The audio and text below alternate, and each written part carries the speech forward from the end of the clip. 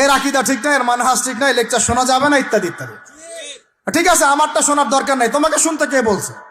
তোমার শোনার ইচ্ছা করে না, তুমি শুনিও না। যাদের শোনার ইচ্ছা তারা শুনবে ইনশাল্লাহ।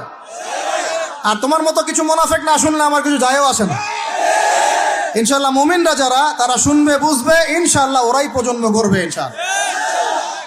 আর আমাদের ভুল হতে পারে, ভুল হলে সেটা ওলামায়ে কেরাম সংশোধন করবেন।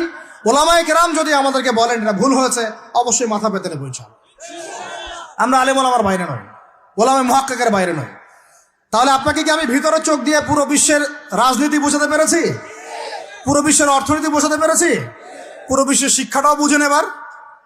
আপনার কাছে মনে হচ্ছে পুরো বিশ্বের শিক্ষা খুব উন্নত, বাহ্যিকভাবে বস্তুবাদী ক্ষেত্রে উন্নত, মঙ্গলে যাচ্ছি, চাঁদে যাচ্ছি, স্যাটেলাইট পাঠাচ্ছি ইত্যাদি, তো এগুলো বস্তুবাদী উন্নতি।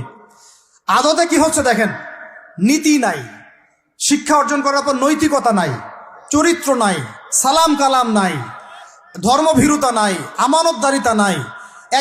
একজন ডক্টর, সে মাশাআল্লাহ ডক্টর হয়েছে, হওয়ার পরে এখন সে দেখছি কসাই হয়ে গেল। তাহলে কোন শিক্ষাটার ঘাটতি হলো? নীতির, নৈতিকতার, ইসলামের ওই বুঝটা নাই, পরকালীন কনসেপ্ট নাই। একজন ইঞ্জিনিয়ার মাশাআল্লাহ, আপনি theta, sine theta, cos theta সব তো বুঝেন মাশাআল্লাহ। আপনি একজন আর্কিমিডিস থেকে শুরু করে পিথাগোরাস সব পড়ে ফেললেন, কিন্তু ইঞ্জিনিয়ার হয়েও তো আপনি চোর হলেন। তাহলে কোন শিক্ষার অভাব হলো বলেন?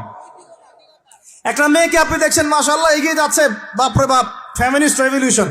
আদতে ওর গায়ে এখন একটা গেঞ্জি, ওর গায়ে পায়ে একটা জিন্সের প্যান্ট, বাহিরের চলাফেরা দেখে তার অঙ্গ প্রত্যঙ্গ সব স্পষ্ট দেখা যাচ্ছে, সে স্পষ্ট বেপরদায় চলছে।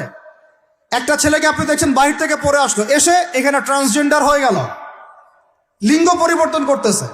ছেলে পেলেকে দেখছেন এখানে ডিগ্রি অর্জন করেছে, কিন্তু মাদক ছাড়তে পারছে না, মেয়েদের সাথে জেনা ছাড়তে পারছে না, সমকামিতা ছাড়তে পারছে না। শিক্ষার সংজ্ঞাটাই বা আসলে কি তাহলে?